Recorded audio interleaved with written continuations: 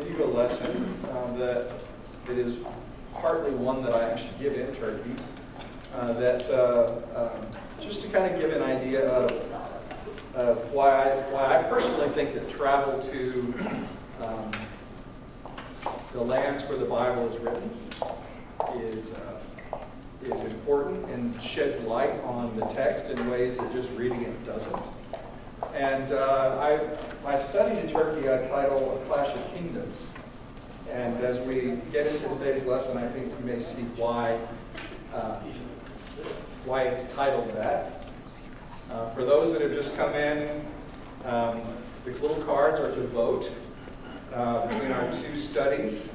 One is the book of Judges, or option 2 is how we got the Bible. So if you would like to mark one of those and pass it in, then it'll get tallied and we will announce it at the end. So, why Turkey? Well, here's a list of some cities that, if you've read the New Testament, there's a lot of places on there that you may recognize from various missionary journeys, from the book of Revelation. The spread of the early church, as we have it in the book of Acts, it records what happens in Asia Minor. Okay? And all of these cities are part of Asia Minor. About 75% of our New Testament was written either to, from, or about Christians in Asia Minor. The Greco-Roman ruins in Turkey are far better preserved than those in Greece or in Rome. And the people are good and friendly. It's a safe place to go. And the US dollar goes a long way because the Turkish lira is very depressed. So, a few photos from this past year's trip. One thing that makes Turkey a little different than other places, and it's a little controversial, is in Turkey they have an archaeological view that when they find ruins, they reconstruct them. So they try to put things back together. And you can see in the back of that picture at the top left, that's actually a Roman gymnasium that they began to reconstruct. A lot of other places, the reason that is controversial in archaeology is it requires a lot of imagination on the part of the archaeologist of things that we simply don't know. So, what you see oftentimes is an archaeologist's rendition more than it is demonstration of actual fact. So, there's often a real controversy amongst archaeologists about whether or not you should do this or not. But in Turkey, they do it quite a bit, which from a tourist perspective actually is not bad because you get to see things more as they might have been. One of the places where we actually see most of the buildings still in existence is in Pompeii, because the only thing that collapsed in were the roofs. So outside of the roofs, we had everything else. But in most of the rest of the world, especially in earthquake-prone places like Turkey, that's not the case. Things get knocked down. So the rebuilding them requires some imagination, but it gives you a better idea of what things might look like. So my website, Stepping into the Jordan, study trips is a tab, and that takes you to more information. So I want to talk today about a city that gets scant mention in the Bible, and yet it's one that when you look a little closely at it, I think it gives us some insights into some other biblical texts that we may not fully appreciate. And I have to say up front, I give credit to making the initial observation about this. A friend of mine, some of you may know a guy named Jeff Carroll, C-A-R-R-O-L-L. Jeff also leads trips. He is an Abilene graduate, and he first noticed this thing we're going to talk about today.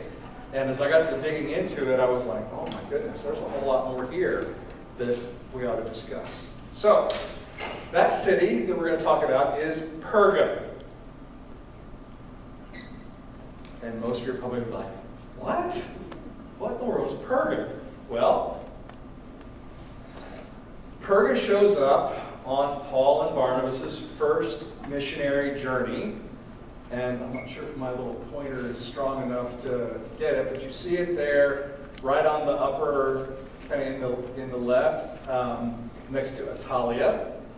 And so Paul and Barnabas go on their missionary journey, and they leave from Antioch in Syria, and they go down to the coast at Seleucia, and from there they sail over to Cyprus, to a place called Salamis. And they have some interesting encounters on Cyprus, and then they sail out from the other side of Cyprus, from a city called Paphos. And according to Acts, which we'll look at in a minute, their first stop in Asia Minor is Perga. And there's some debate in scholarship as to whether or not they actually landed in Italia and then went up to Perga, or whether they sailed up the little river that you can see there directly up to Perga. Both are possible. We do know that they sailed out of Italia on the way back. Okay? And so when we see what we have about Perga, it says in Acts 13, so these are all of the references we have to Perga. Then Paul and his companions set sail from Paphos, that's on Cyprus, and came to Perga in Pamphylia. John, however, that's John Mark, left them and returned to Jerusalem, but they went on from Perga and came to Antioch in Pisidia. And on the Sabbath day they went into the synagogue and sat down. Okay? And then it says, as they're finishing up that journey in chapter 14, they passed through Pisidia, that's the one in Antioch, city in Antioch, and came to Pamphylia. And when they had spoken the word in Perga, they went down to Italia, and from there they sailed back to Antioch, where they had been commended to the grace of God for the work that they had completed. So you can see they go from Paphos down here at the bottom, up to Perga, then they make their way to the city in Antioch, which is about 100 miles north, and then they go east to Iconium, Lystra, and Derbe, which are part of Galatia, and then they make their way back to Antioch, and then down to Perga, and then to Italia, and then back to Seleucia and Antioch. And if you read this account of Perga, you might get the impression that Perga is just kind of like Buc-ee's, right? It's just a stop, okay? They get to Perga, they stop, something freaks out John Mark, and he decides to go back, which leads to a later schism between Paul and Barnabas before they go out on their second journey. But for whatever reason, and we don't know why, John Mark leaves them when they get to Perga, and Paul and Barnabas go on. So, before we dive into what makes this interesting in this city, let's talk a little bit about what it is that Roman cities have. Okay? Roman cities have a number of features that the Romans were very good at. Romans did city planning. Okay? I saw a map one time of how a lot of cities in Europe developed.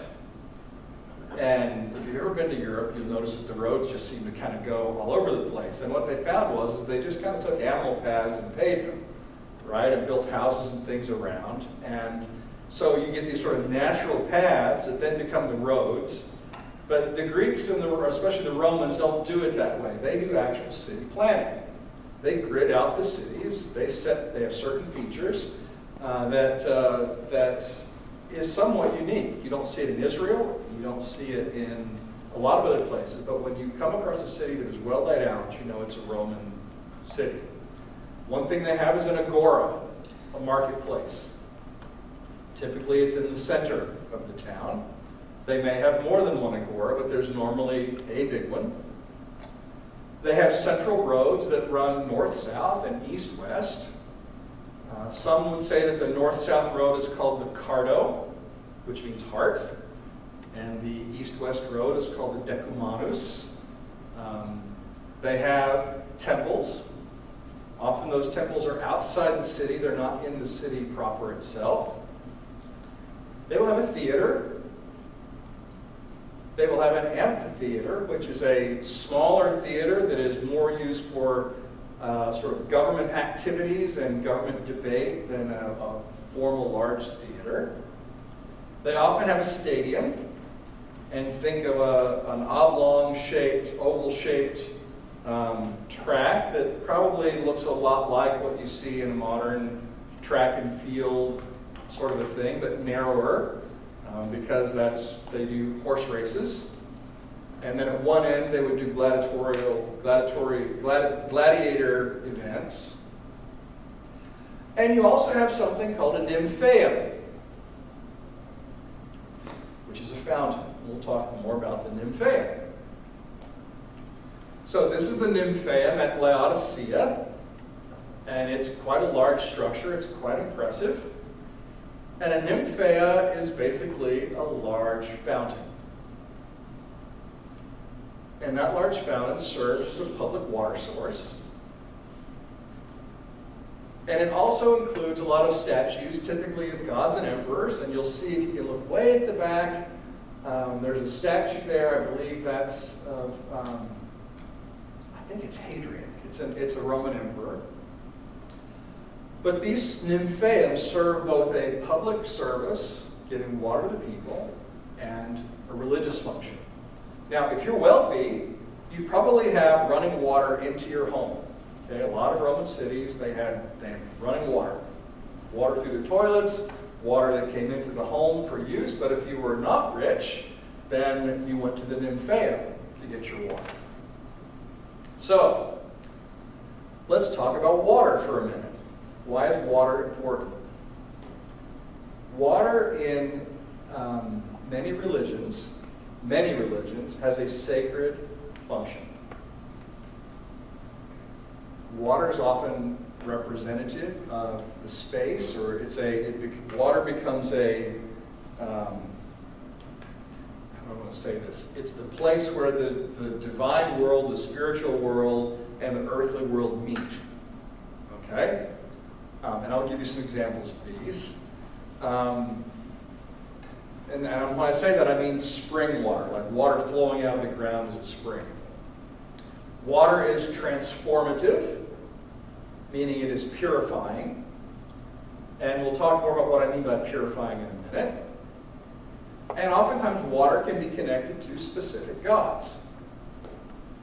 So, here we have an example from the Old Testament of water as purification. This is from Leviticus chapter 14, dealing with skin diseases, rashes that you get on your skin. And it says, this is the person that has this disease, he shall take the living bird with cedar wood and the crimson yarn and the hyssop and dip them and the living bird in the blood of the bird that was slaughtered over the fresh water. He shall sprinkle it 7 times upon the one who is cleansed of the leprous disease.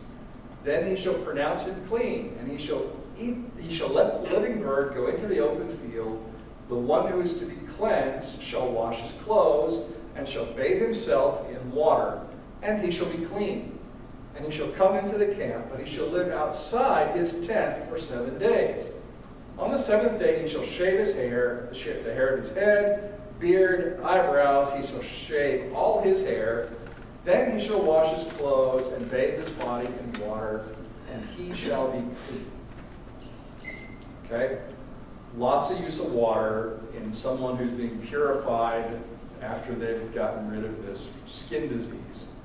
And it's important to point out that when it says he shall be clean, it's not talking about clean in the sense of no dirt. It's clean in the sense of he can now go into the temple. He is now ritually clean, as opposed to ritually impure. All of Leviticus is concerned with if you have impurity, then the impurity can get onto the sacred implements of the temple, and Basically, God doesn't like to live in a dirty house.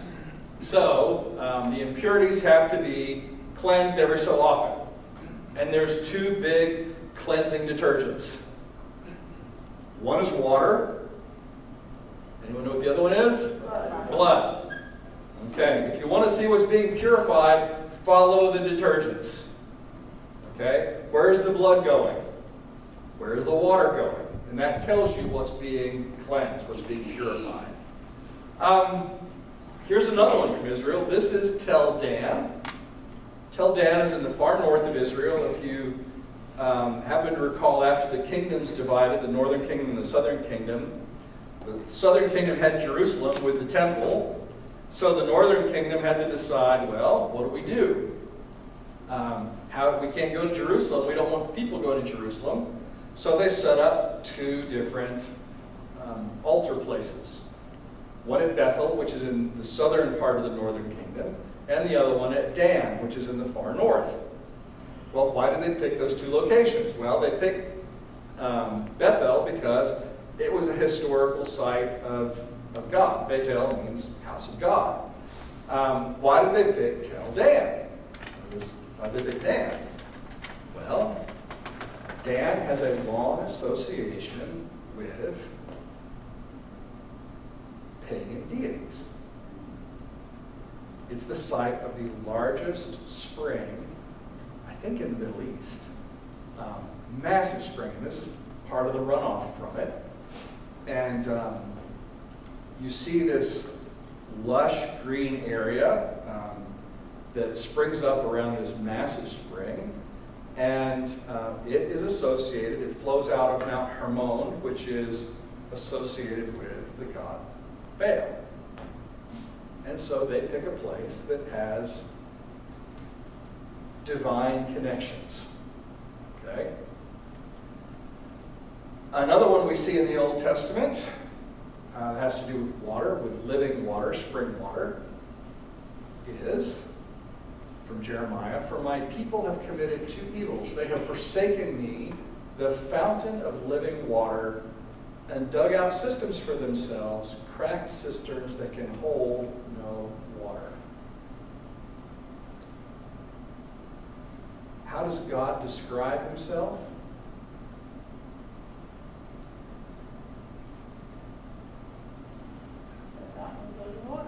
God describes himself as the fountain of living water.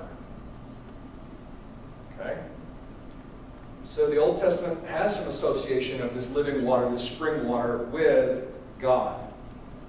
And the views about water in the Old Testament are very similar to other religions that we see. It doesn't matter whether it's Judaism, and most of this is Judaism because it's Old Testament.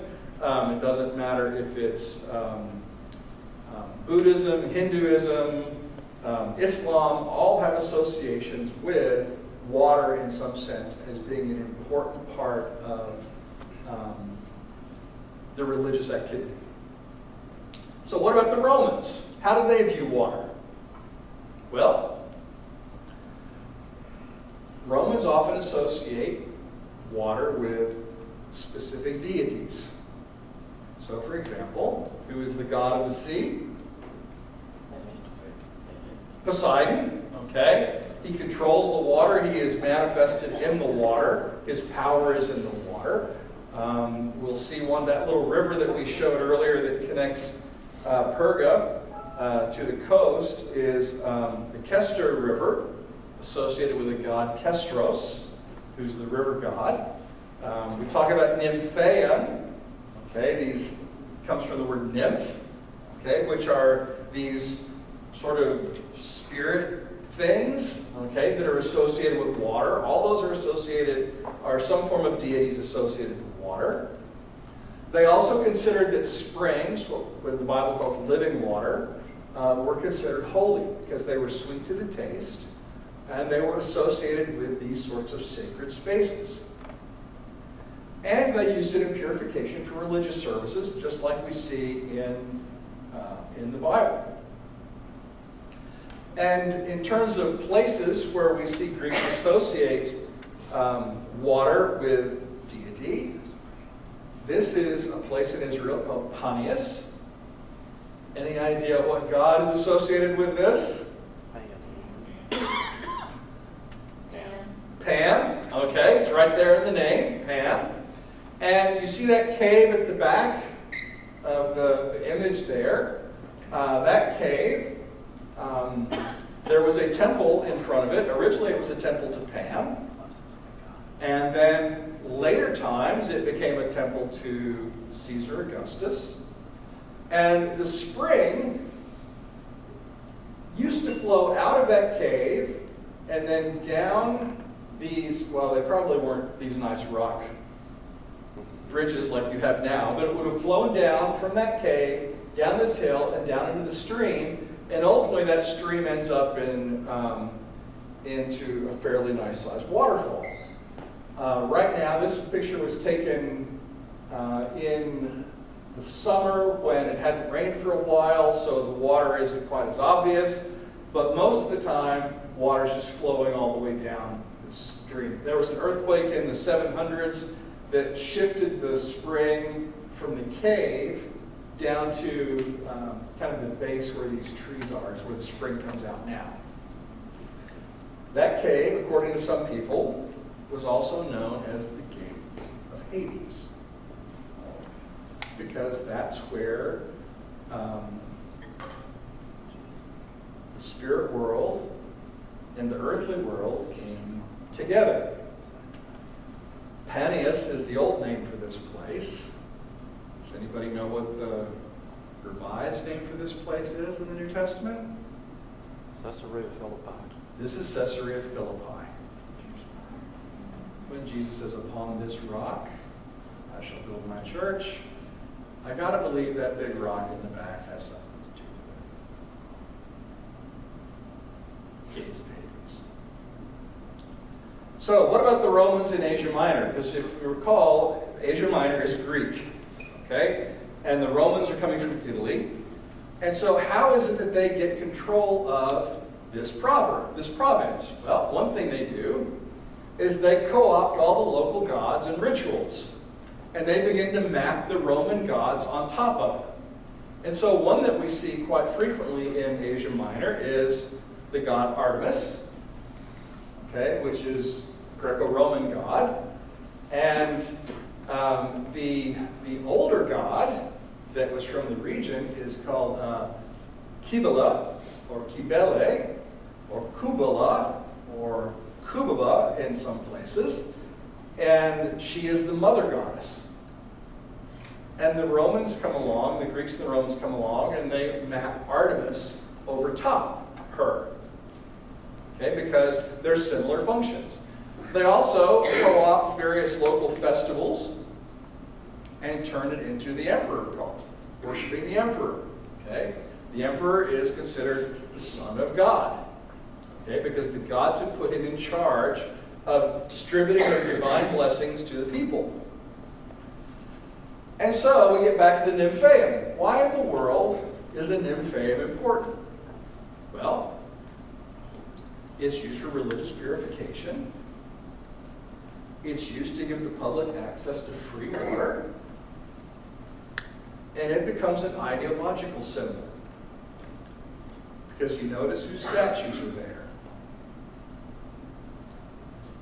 Statue, the statue of the Greco-Roman gods, the statue of the gods that they have co-opted, the local gods that they have co-opted. And it tells you that Rome and its gods are the source of your water, the source of your divine blessings. Now, let's look at Perga for a minute. Now, from the things we talked about in Perga, or in terms of a Roman city, some of them you can actually see in this image. So the first thing that jumps out at you is, what are we looking down? It's a major road.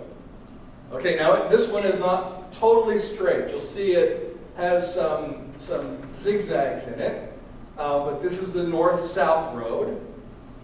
Okay, the major north-south road of the city.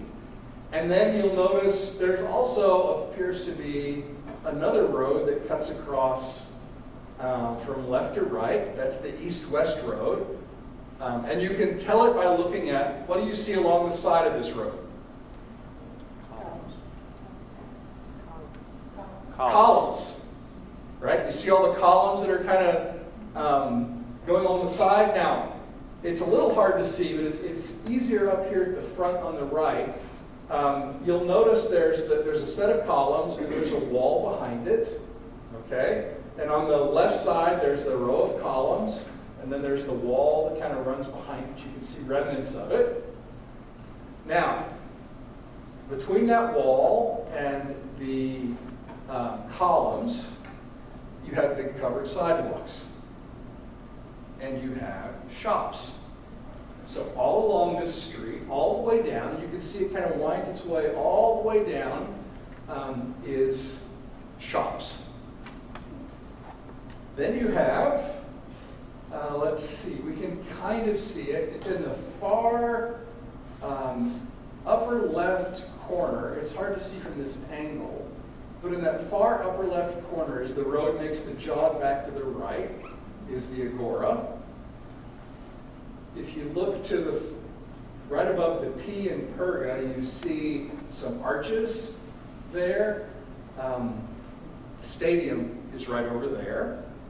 The temple is like, if you were to go straight down this road, out the front gate is where the temple was.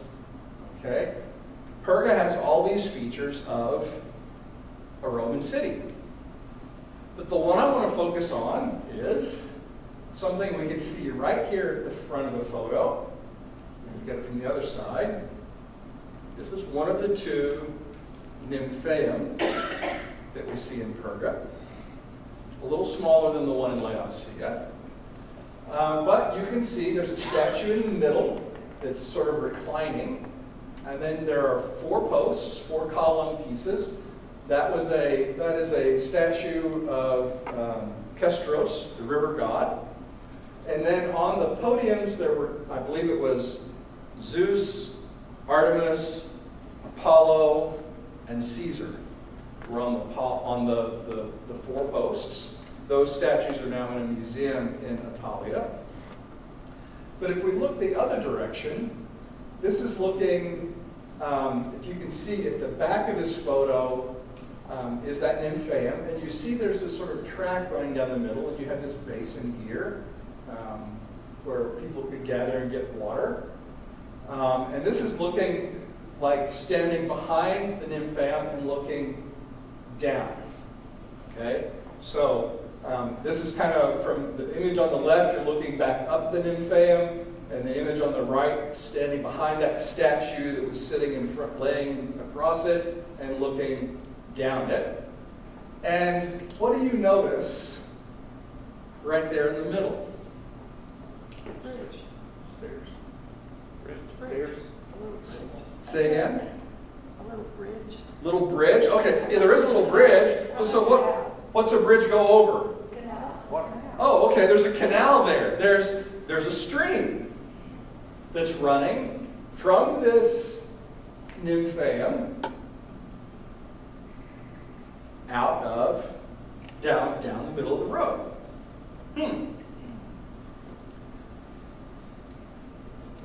This stream flows all the way down that colonnaded street. So if I go back, let me see if I can go back and look at this photo. You'll notice if you follow it, that goes all the way down, it makes the jog to the left, and it goes all the way down, and the road jogs to the right. You get that stream all the way down. What about the cross street? What happens there? Yeah, that's a good question. It goes underneath it. I believe there's a tunnel underneath. The road goes over the top. I knew the Romans would do that. Comes out the other side. Okay? Go back to where we were. And the message of this nymphaeum is that Zeus, Artemis, Apollo, Caesar, and Castor are the source of your living water. Without water, we do not live. Say louder. Without water, we do not live. And without water, we do not live. Okay, water is very important in the ancient world. Clean water, especially, is important. So, here's the funny thing. This sort of a structure is not unique to Perga. We see this in a lot of cities. So, in Perga, we have a river that runs through it. And at this point, you may be saying, so what? Okay, well, I think there's an interesting connection here. Could we jump all the way over to Revelation chapter 22? John the Revelator is getting a vision of the city, okay, the New Jerusalem that has descended, and the angel's giving him a tour, and he says, "Then the angel showed me the river of the water of life, bright as crystal, flowing from the throne of God and of the Lamb through the middle of the street of the city. On either side of the river is the tree of life with its 12 kinds of fruit, producing its fruit each month, and leaves of the tree are for the healing of the nations. Nothing accursed will be found there anymore, but the throne of God and the Lamb will be in it. And his servants will worship him. They will see his face, and his name will be on their foreheads. And there will be no more night. They need no light of lamp or sun, for the Lord God will be their light, and they will reign forever and ever." So here's my question. Is there a nymphaeum in this imagery?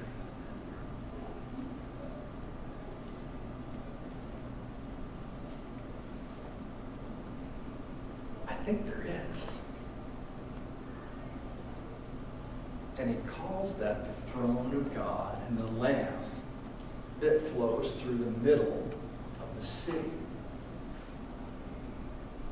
Now here's the interesting thing. Who is the audience for the book of Revelation? Who is their initial audience? All the churches in Turkey. What? The churches in Turkey. All the churches in Asia Minor. The Christians in Asia Minor are the first recipients of the book of Revelation. And let's just be clear, they've likely never been to Jerusalem. They have no clue what Jerusalem looks like. But what they do know is what Greco-Roman cities like Perga look like with their nymphaea.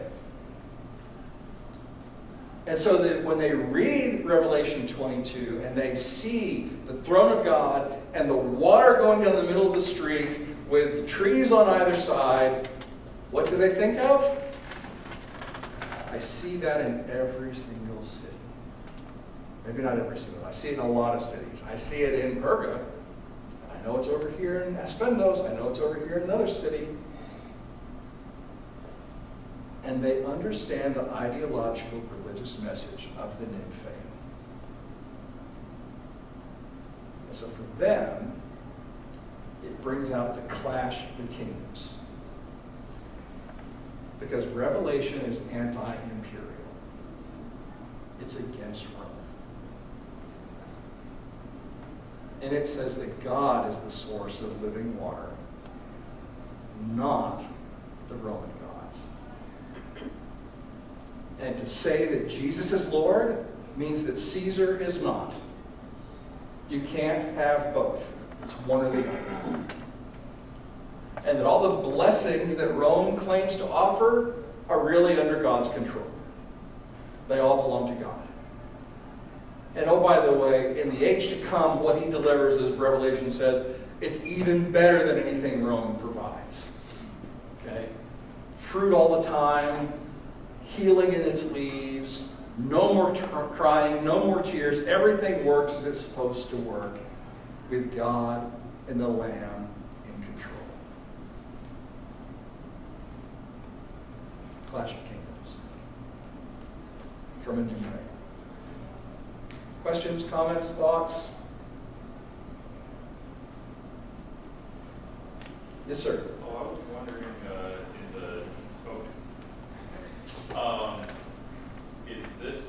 is this text you think is talking about, like the afterlife or now? You know, or both? In the context of this lesson, I don't know that it matters.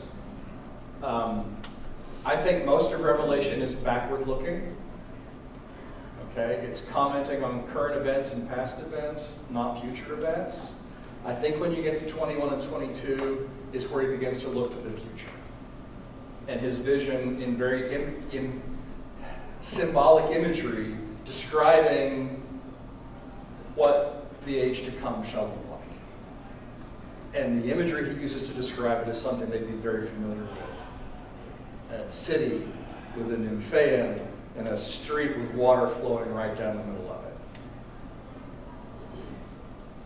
Questions? Yes, James. That's something that they're familiar with. Yes. I always pictured heaven as being modern, you know, Being like this.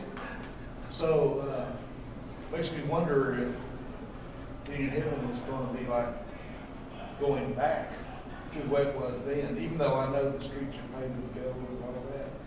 Just a thought. Or maybe what he's doing is he's using imagery they're familiar with to describe it in terms that he can describe, right?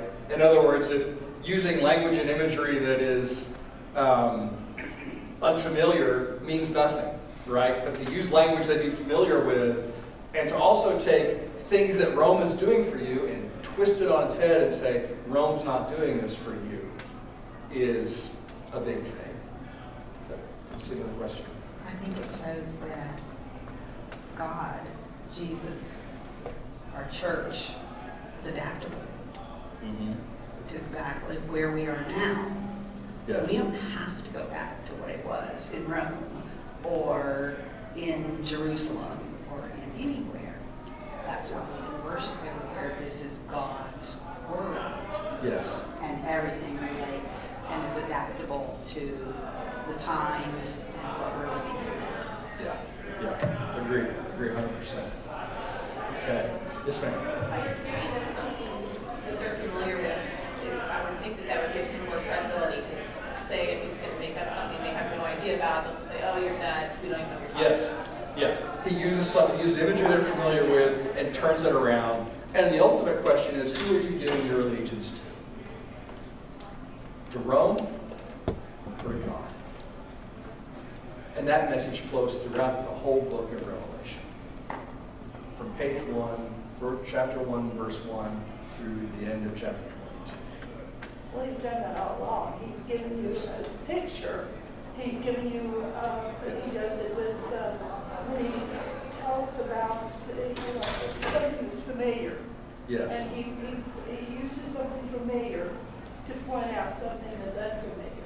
Yes. Because we cannot imagine what something that is unfamiliar. But if we have something in front of us that we are familiar with, then maybe we can push it, or he can get us to look a little further down, a little bit further up, so that we will understand his meaning versus the meaning that's here on earth. Yes. Yep. And that's always the way it is, right? I mean, if it's the problem is we've lost the connection to what it meant to them, right? And how do we work to get that back? Is to be very important. Do we have a count? What was the answer?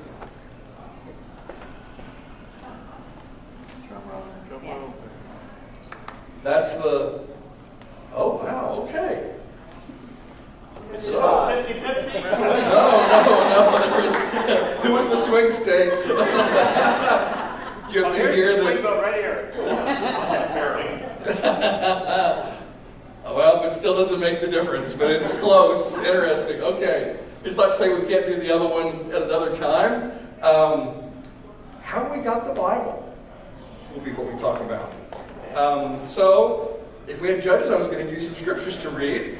But if not, we will come back next week and talk about how we got the Bible. Okay? Thank you all very much. And see you all next week.